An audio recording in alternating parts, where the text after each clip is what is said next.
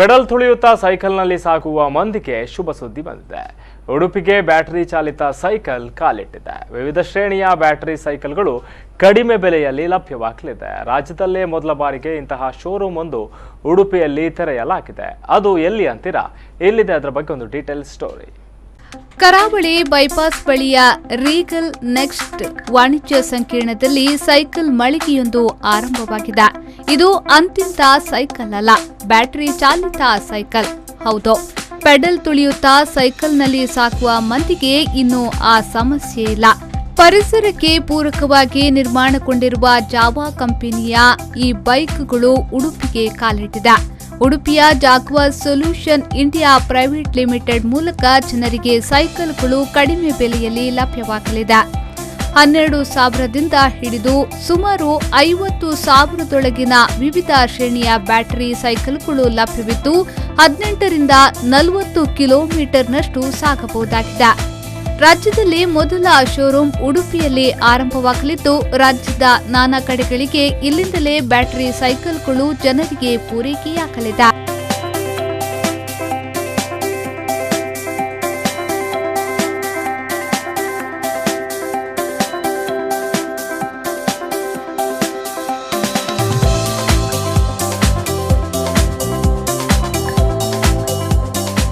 ಜಾಗ್ವಾರ್ಸ್ನಲ್ಲೇ ಬರೀ ಸೈಕಲ್ ಮಾತ್ರ ಅಲ್ಲದೆ ಅನೇಕ ಎಲೆಕ್ಟ್ರಾನಿಕ್ಸ್ ವಸ್ತುಗಳು ಜನರಿಗೆ ಲಭ್ಯವಾಗಲಿದೆ. ಅದರಲ್ಲೂ ವಿದೇಶದ ಇಂಪೋರ್ಟೆಡ್ ಗ್ಲಾಸ್ಗಳು ಕೂಡ ಮಳಿಗೆಯಲ್ಲಿ ಲಭ್ಯವಾಗಲಿದೆ.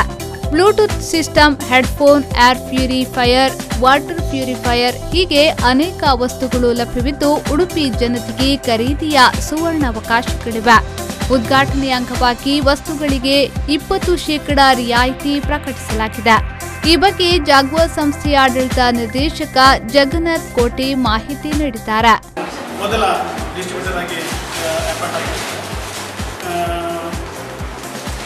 ಇದರಲ್ಲಿ ಮುಖ್ಯವಾಗಿ ವ್ಯೂಮ್ ಬ್ರ್ಯಾಂಡೆಡ್ ಏರ್ ಪ್ಯೂರಿಫೈಯರ್, ರೂಮಿಗೆ ಬೇಕಾದಂತಹ ಒಂದು ಏರ್ ಪ್ಯೂರಿಫೈಯರ್, ಅದೇ ರೀತಿ ಕಾರ್ ಏರ್ ಪ್ಯೂರಿಫೈಯರ್, ಹಾಗೆಯೇ ವ್ಯೂಮ್ ಬ್ರ್ಯಾಂಡೆಡ್ ಟಿವಿ, ಮಿಕ್ಸಿ, ಗ್ರೈಂಡರ್, ಹಾಗೆ ಐರನ್ ಬಾಕ್ಸ್ ಇದು ವ್ಯೂಮ್ ಬ್ರ್ಯಾಂಡಲ್ಲಿ ಬರ್ತಾ ಇದೆ. ಓಪನಿಂಗ್ ಡಿಸ್ಕೌಂಟ್ ಇದೆ 20%. ಇನ್ನು ಉಡುಪಿಯಲ್ಲಿ ಆರಂಭವಾಗಿರುವ ಈ ಸಂಸ್ಥೆಯನ್ನ ರಿಬ್ಬನ್ ಕತ್ತರಿಸುವ ಮೂಲಕ ಹಾಗೂ ದೀಪ ಬೆಳಗಿಸುವ ಮೂಲಕ ಮಾಜಿ ಸಚಿವ ಕಾಪು ಶಾಸಕ ವಿನಯ್ ಕುಮಾರ್ ಸೊರಕೆ ಉದ್ಘಾಟಿಸಿದ್ರು.